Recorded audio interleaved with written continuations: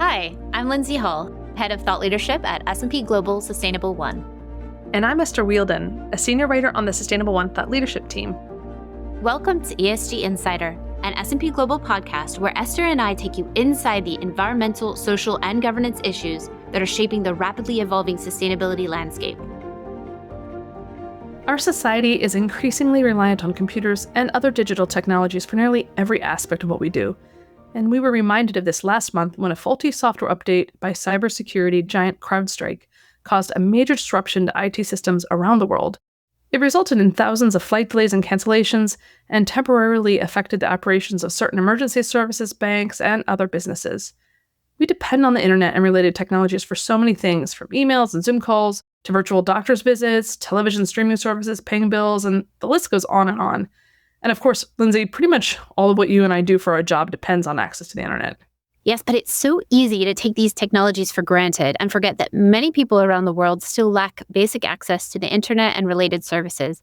And this matters because this lack of access has both a negative impact on the economy and also exacerbates existing inequalities, particularly in developing countries. In today's episode, we're talking about how to close the global digital divide and ensure that people around the world have access to not only the internet, but also to the training, equipment, and other tools that they need to thrive in today's rapidly evolving society. We're talking with Michele Malejki, Global Head of Social Impact at computer and information technology company HP. Michele is also the director of HP's nonprofit philanthropy, the HP Foundation. We'll dig into how both the company and the foundation are working to close the digital divide. Michele starts off by describing her role. Here she is. My name is Michele Malejki. This role is an interesting one because it's a way to think about how digital equity can be activated both through the business side, which is through HP, but also thinking about what does it mean to have philanthropy drive accelerations to digital equity as well through the work of our foundation. Thank you very much. So Michele, I understand your company set a digital equity goal. Can you tell us a little bit about that goal and give us context for what you're trying to address? Absolutely. So a few years ago, back in 2021, HP set out on a vision to be the world's most sustainable and just technology company. And as part of that, we took a look at all of the areas that we have under our sustainable impact umbrella and set real, tangible, transparent goals around each of the three pillars where we work, which are climate action, human rights, and digital equity. And within the digital equity pillar in particular, we set out to accelerate digital equity for 150 million people by 2030. Actually, I'm excited that just recently we announced through our Sustainable Impact Report that we've already reached 45 million people, which is nearly a third of the way to our goal. So on this podcast, we really haven't covered the digital divide topic before. For people who are just hearing about this topic, what do they need to know? Yeah, it's a really interesting question because I think when you step back and look at digital equity, and frankly, this is true in so much of the social impact space, the definitions can vary, right? There is really no one standard way that companies or individuals often think about this problem. And so for us at HP, it was important first and foremost to talk about what does it mean for us and how are we going to define not only the problem, but frankly, the way that we can help to close the gap. And so for us at HP, digital equity is going to be achieved when every person has equitable and inclusive access, not just to the skills and knowledge, but really to the services and the opportunities that will allow them to thrive in a digital economy. And the other thing I will say is it's about so much more than just access to a PC, right? We're a technology company, and frankly, that might be one way that people think HP discusses digital equity, and it is. But I will also say it's a much broader and more holistic solution when you actually are able to say, what are the other elements beyond just a PC that really make digital equity come to life? And so for us, this meant stepping back and thinking, if you have a PC, what else is needed for success? And this is where, of course, there's opportunities to think about internet connectivity, electricity in parts of the world, and what that would require to have all of the technological solution come to life.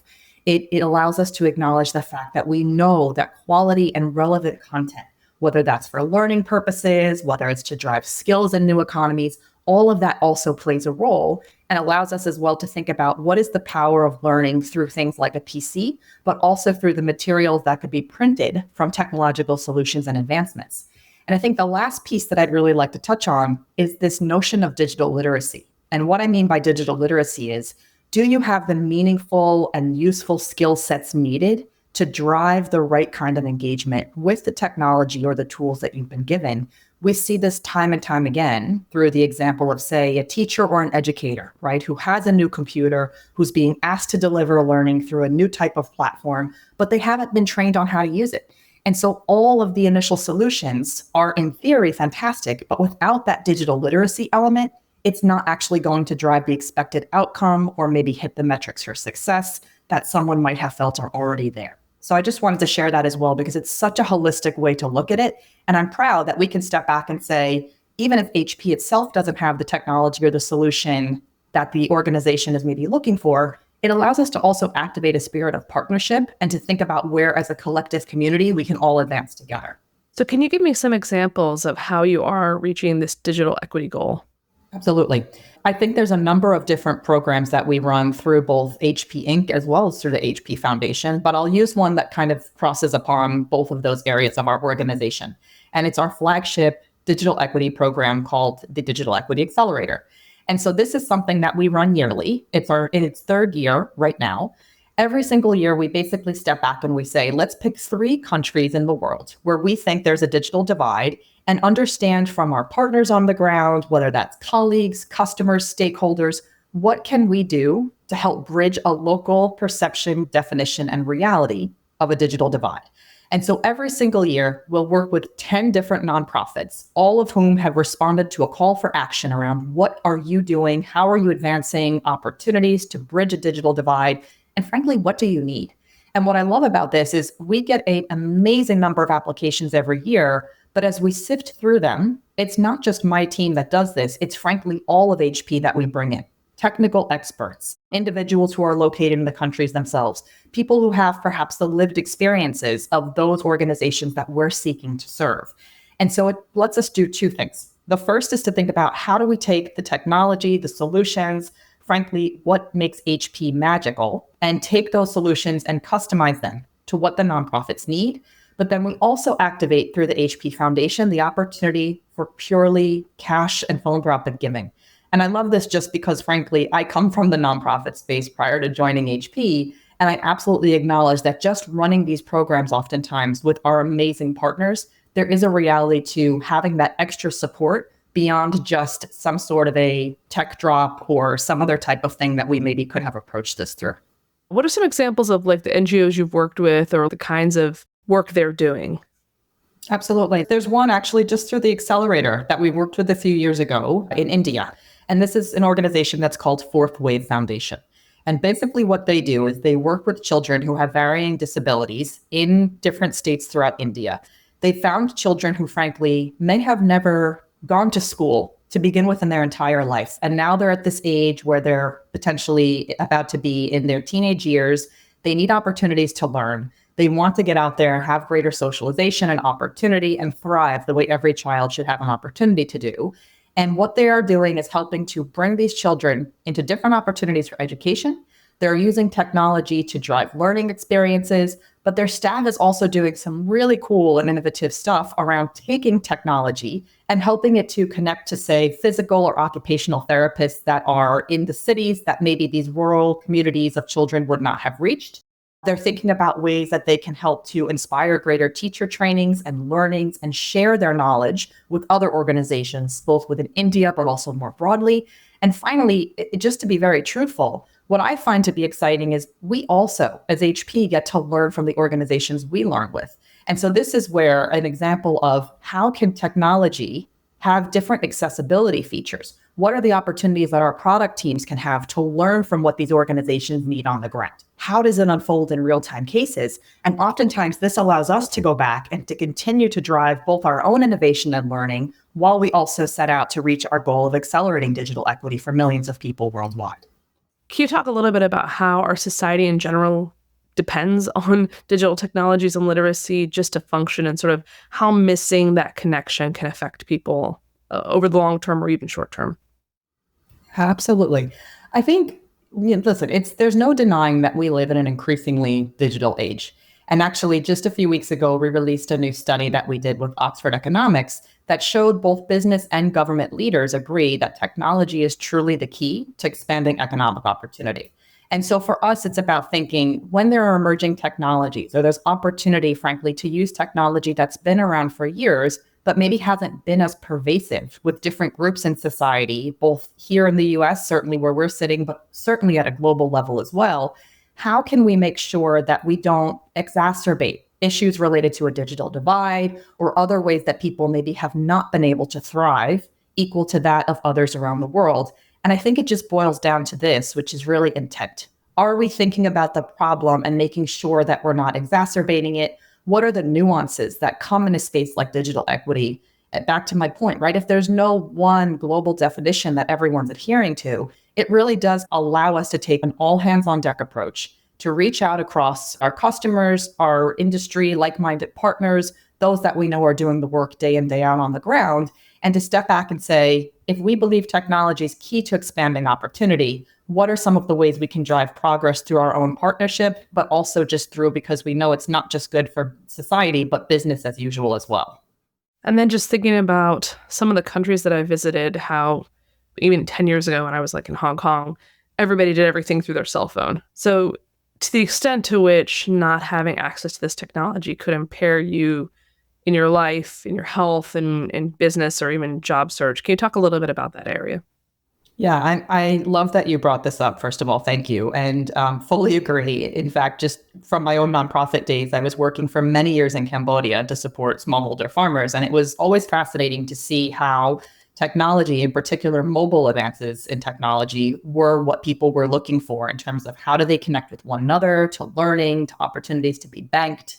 And so it's a really fascinating space, and one that I think we need to acknowledge is truly in the equation of digital equity, right? It's about more than just a PC, to some of my earlier comments. And so I think that's where, again, it's this holistic approach to digital equity that's needed. It's the realization that no one company, no one organization is going to solve a digital divide alone. And how do we reach out to think about what is the authenticity that we can bring through the power of partnership?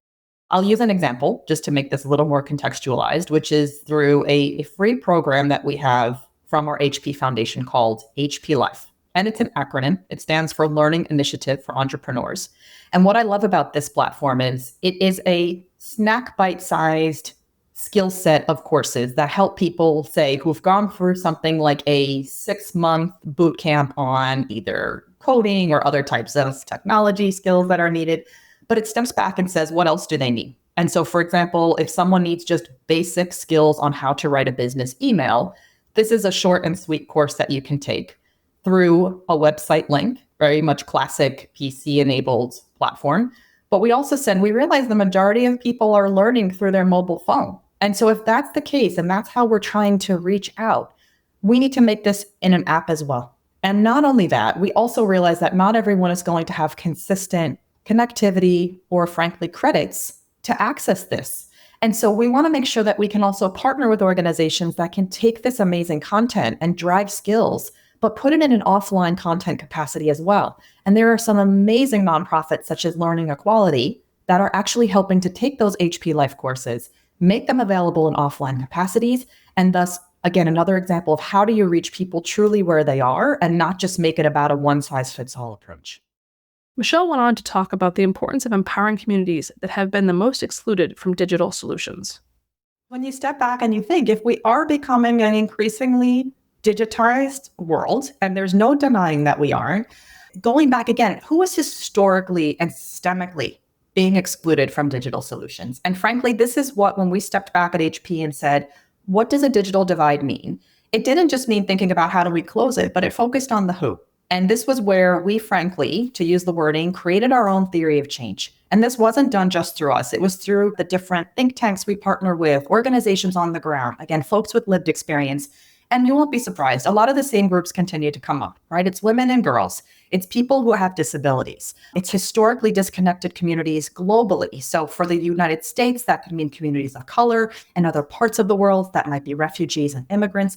We're stepping back and saying, what does that mean? But I'm also going to bring in one final layer of the who and what they could be missing out on. And I think this is something that is definitely a global problem, and that is around supporting teachers and educators. We saw this during the pandemic just a few years ago, right? Where teachers were overwhelmed.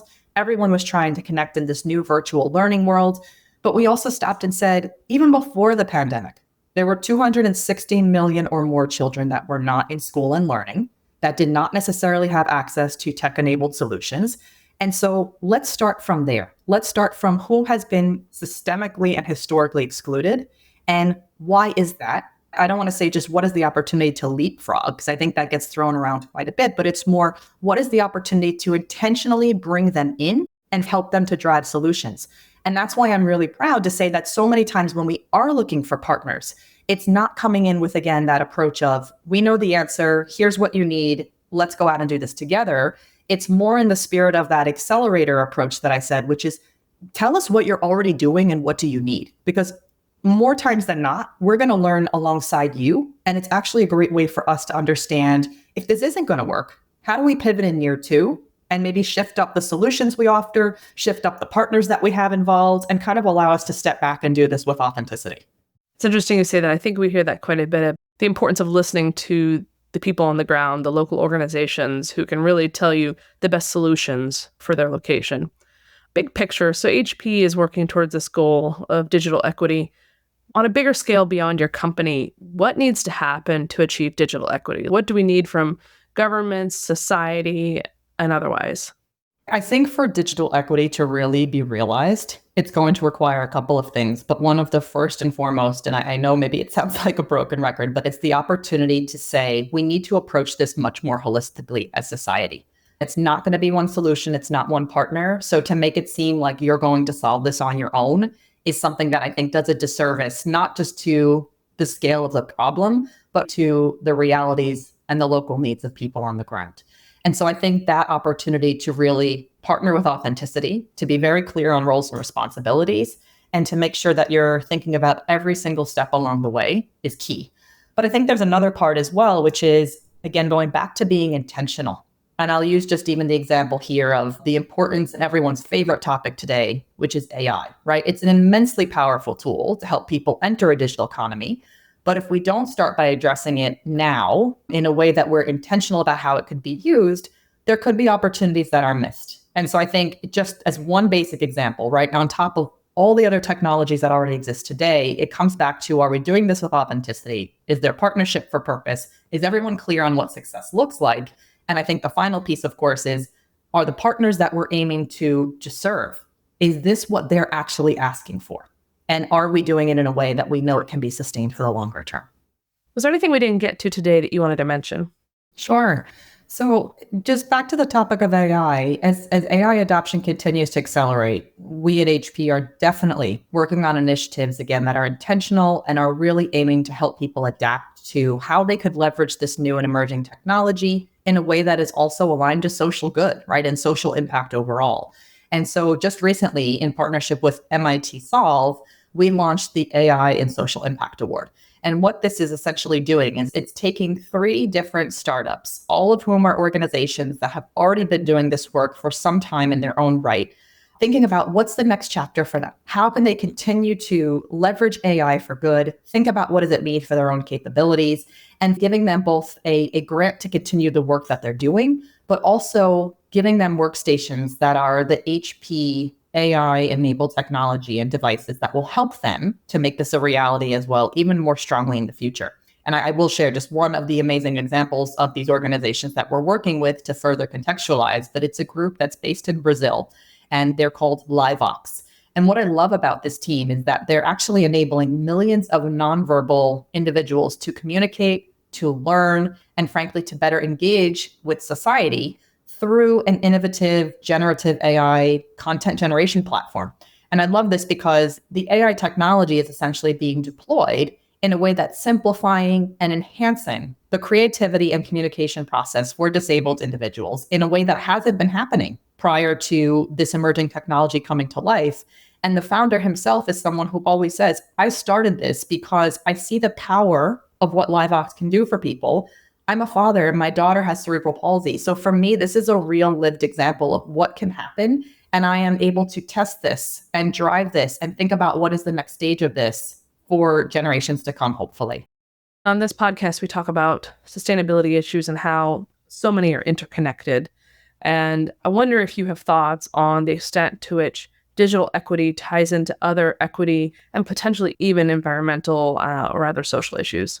I think for any challenge that's being in the entire ESG space today, whether it's related to climate, whether it's related to digital equity, it's a complete miss if we don't find ways to connect all of these groups together. And frankly, to look at this in a way that, going back to the word I love, right, a holistic solution, we know it, we see it on the ground. It's not new. It's been in society for years. For example, I know when my team is working on something that might help to drive education and learning opportunities for a group, very much this is something I want to have a conversation with my colleagues that do all of the climate action work of HP, because the communities where they are seeking to drive climate solutions forward are exactly the type of communities that oftentimes will say, we want the additional resources, or thinking about what could also be possible for us from an enablement and education perspective. And so I love that in my job every day, I get to wake up and come to work with this amazing social impact and digital equity team, but that I also have an enormous amount of calls and collaborations with my colleagues from across HP, all of whom have some aspect of sustainable impact in their job, even if it's not just particularly related to digital equity. Today, we heard from Michele how closing the digital divide requires thinking of the challenges holistically as a society. That includes forming partnerships, but also finding tailored solutions that meet the unique needs of individuals and their communities. And we explored some of the ways that HP and its philanthropic foundation are working to help solve these challenges. Please stay tuned as we continue to track how technology and AI are evolving and the implications for companies and society. Thanks so much for listening to this episode of ESG Insider. If you like what you heard today, please subscribe, share, and leave us a review wherever you get your podcasts. And a special thanks to our agency partner, the 199. See you next time.